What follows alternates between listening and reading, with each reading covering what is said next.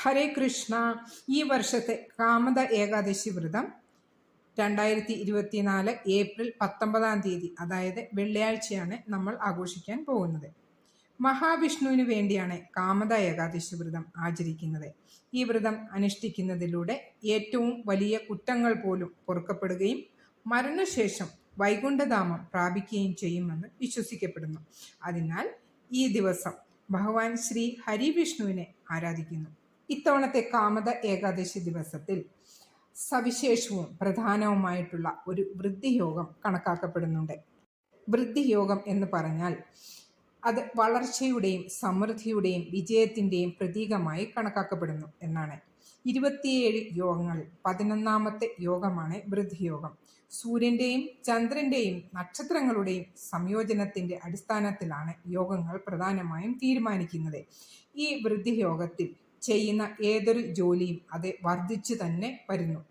അതല്ലാതെ നമ്മൾ എന്തെങ്കിലും കാര്യങ്ങൾ ചെയ്യുവാണെങ്കിൽ അന്നത്തെ ദിവസം നമ്മൾ ആരംഭിക്കുകയാണെങ്കിൽ അത് ഒരു തടസ്സമില്ലാതെ ആ കാര്യം നമ്മളെ പൂർത്തീകരിക്കുന്നതിന് വേണ്ടിയുള്ള ഒരു നല്ല സമയമാണ് ഈ ദിവസം.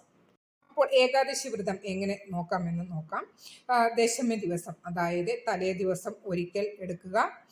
ഏകാദശി ദിവസം രാവിലെ കുളിച്ച് കഴിയുമെങ്കിൽ നിങ്ങൾ ബ്രഹ്മമുഹൂർത്തത്തിൽ തന്നെ എഴുന്നേറ്റ് കുളികൾ കഴിഞ്ഞ് വെള്ള വസ്ത്രം ധരിച്ച് വിഷ്ണു ക്ഷേത്ര ദർശനം നടത്തുക. നിങ്ങളുടെ വീട്ടിലെ പൂജാ റൂമിൽ നിങ്ങൾക്ക് അറിയാവുന്ന വിധത്തിൽ നിങ്ങൾക്ക് പൂജ ചെയ്യാവുന്നതാണ്. ശേഷം ഈശ്വര ഭജനവുമായി കഴിച്ചു കൂട്ടുന്നത് ഉത്തമമാണ്. വിഷ്ണു ക്ഷേത്ര ദർശനം ചെയ്യുന്നതും വളരെ ഉത്തമമാണ്. ഊണിറക്കങ്ങൾ ആ ദിവസം തീർത്തും നിങ്ങൾക്ക് വർജിക്കാവുന്നതാണ്. തുളസി തീർത്ഥം സേവിക്കാം. ഏകാദശി തിഥിയുടെ അന്ത്യപാദവും ദ്വാദശിയുടെ ആദ്യപാദവും ചേർന്ന 30 നാഴികയാണ് ഹരിവാസരം.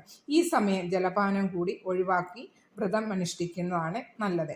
തൈലം, താമ്പൂല സേവനം, സ്ത്രീ സേവ എന്നിവ ഒഴിവാക്കുകയും മനഃശുദ്ധിയും ശരീരശുദ്ധിയും വാക്ശുദ്ധിയും പാലിക്കുകയും വേണം. ദ്വാദശി ദിവസം അതായത് ഏകാദശിയുടെ അടുത്ത ദിവസം തന്നെ കുളിച്ച് വിഷ്ണു പൂജ ചെയ്യണം. ബ്രാഹ്മണർക്ക് ദാനം, ഭോജനം തുടങ്ങിയവയും നൽകാവുന്നതാണ്. അതിനുശേഷം പാരണം വീടണം. പാരണം വീടുക എന്ന് പറഞ്ഞാൽ നമ്മുടെ ഉപവാസം തീർക്കുന്നതാണ്, ഉപവാസം മുറിക്കുന്നതാണ്.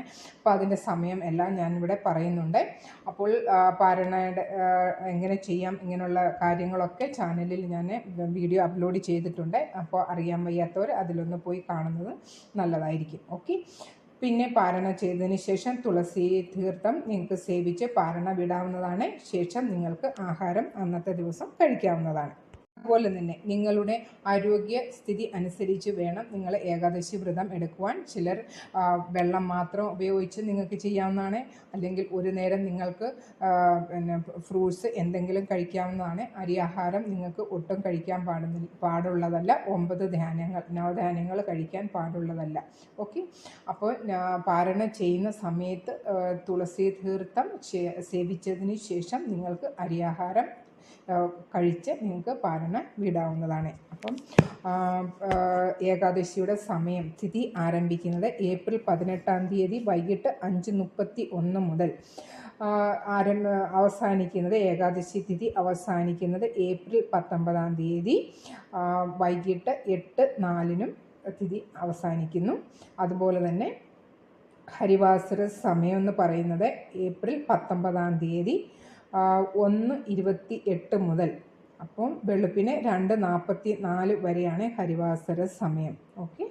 അതുപോലെ തന്നെ നിങ്ങളുടെ വ്രതം മുറിക്കാവുന്നത് പാരണ ചെയ്യേണ്ട സമയം ഏപ്രിൽ 20 രാവിലെ 5:50 മുതൽ 8:26 വരെ.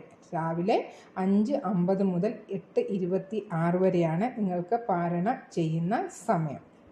അപ്പോൾ വീഡിയോ ഇഷ്ടമാകുകയാണെങ്കിൽ വീഡിയോ ലൈക്ക് ചെയ്യാനും കമൻ്റ് ഇടാനും പിന്നെ ആദ്യമായിട്ട് കാണുന്നവരാണെങ്കിൽ ചാനൽ സബ്സ്ക്രൈബ് ചെയ്യാനും മടിക്കണ്ട. അപ്പം പുതിയ ഒരു വീഡിയോയുമായി കാണുന്നത് വരെ എല്ലാവരും സുഖമായിട്ടിരിക്കുക. ഭഗവാന്റെ എല്ലാ അനുഗ്രഹങ്ങളും നിങ്ങൾക്ക് ഉണ്ടാവട്ടെ. ഹരേ കൃഷ്ണ. സർവം രാധാകൃഷ്ണ അർപ്പണമസ്തു.